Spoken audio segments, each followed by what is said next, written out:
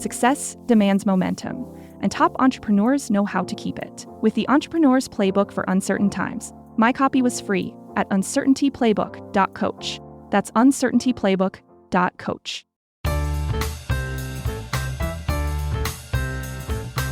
Hi, this is Dan Sullivan. I'd like to welcome you to the Multiplier Mindset Podcast. A lot of entrepreneurs ask me, and it's usually not about themselves, it's actually usually about their children. They ask me, how do you know if someone's an entrepreneur or not? And so my entrepreneurs are usually individuals with a lot of entrepreneurial experience, 10, 20 years. And a lot of them, they're becoming an entrepreneur started very early, and by early, I mean 10 years old, maybe sometimes even younger than 10 years old, where the other kids were out playing or they were entertaining each other, and this particular individual was already figuring out how to make extra money and all sorts of ways that are available when you're a kid. And I'm one of them. I was mowing lawns and, I was a paper boy and I was a caddy. I remember when I was 15 years old at a local golf course, I caddied double bag for 36 holes on Saturday, and I did it again on Sunday. Okay, and anybody who's played golf, first of all, hardly anybody uses caddies anymore because everybody's got electric carts. But you carried heavy bags, and you had to pay attention to which club this golfer needed and that golfer needed. But I remember with the fees, you had to pay fees, and the tips that I got, that in 2 days I made more money than my father made that week. And I always remember that when I was 15. I didn't rub it in, but I wasted the money shamelessly after I got it. But it proved a point to me that things I put my mind to, I could make money. And I've always had really good ability to find ways of making money. And I think that's a key, that entrepreneurs, I think, from a standpoint of wanting to be in control of money making, is a very, very early key that you're an entrepreneur. And the reason is, if you get really good at it, working for someone else probably isn't going to satisfy your goals.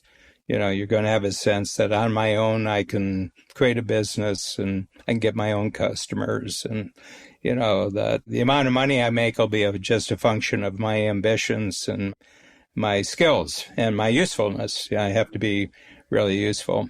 So I think that's a real sign.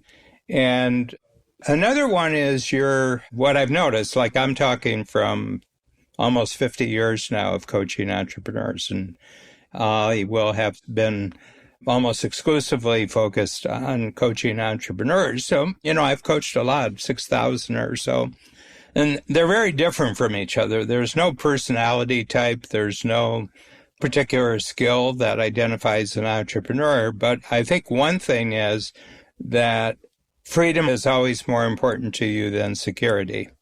That if you have a choice between something that's really secure or something that you're free to make it be what you want it to be, you choose freedom. And in Coach, of course, we have the 4 freedoms: freedom of time, freedom of money, freedom of relationship, and freedom of purpose. We put an emphasis on the 4 freedoms simply because that's how entrepreneurs really get paid. Money is a means, but the real goal is the freedom that money actually gives you. So I said that there's this thing of creating your own money making from an early age. And then the other thing is the tendency to always favor freedom over security. And where that really shows up is in education. And the reason is that a lot of people believe that they can't go into the marketplace until they've got very advanced education and they have certifications and they have credentials, and then they can go into the marketplace and they'll be rewarded on the basis of their education. And I think entrepreneurs generally bypass that altogether. They don't see that as meaningful. And I'm not saying they badmouth education. I was thinking about this recently, that in last 32 years where we've had the workshop program, I can never remember any entrepreneur saying that they were successful because of their education.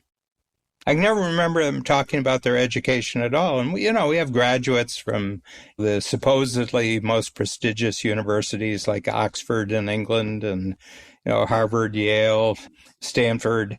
And these are the big universities. And it's only maybe after 4 or 5 years that you found somebody who, went to graduate school at Harvard and has advanced degrees. And they never mention it. So it's not something that they would ever talk about.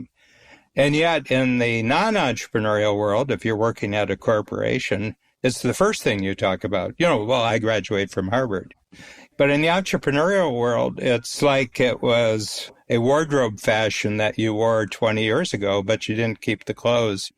That was out of fashion and it wasn't a big thing. And it's neither here nor there because when you ask them about their college education, they were splitting their time in the classroom with running a business that they had created out in the marketplace. So they got the grades to pass, they got the grades to graduate, but they just really didn't take the college experience. So those three things I would say would be key indicators, and I'll give you a fourth that I've just thought about, and that is they're always creating shortcuts for themselves. And they're always getting paid because they create shortcuts for other people. So anything that people say, well, to get here, you have to do this and this and this and this. And most entrepreneurs say, well, it's a good result to get to, but it takes you 5 steps. I can get there in 3 steps, And so I think that there's a tendency to not want to buy into other people's methods at all. Okay. I was talking to Kathy Kolbe, who, of course, created the wonderful Kolbe system where anybody can actually take a test and get a pretty good idea of how they organize themselves to get action and take results. She said the greatest friction in school systems today is where the teacher believes that what you're learning is the method she's teaching you, okay?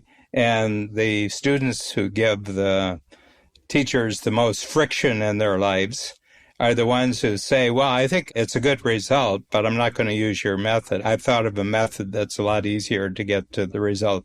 And it drives the teachers crazy because they believe that methods are the most important things. And entrepreneurs live in a world where methods don't matter, results matter. So just to review what I've said here, early money making. Number 2, freedom over security. Okay. Number 3, education credentials don't really matter. And number 4, results are the only thing important. And the shorter the path to the result, the better. So that's how you know whether you're an entrepreneur or not.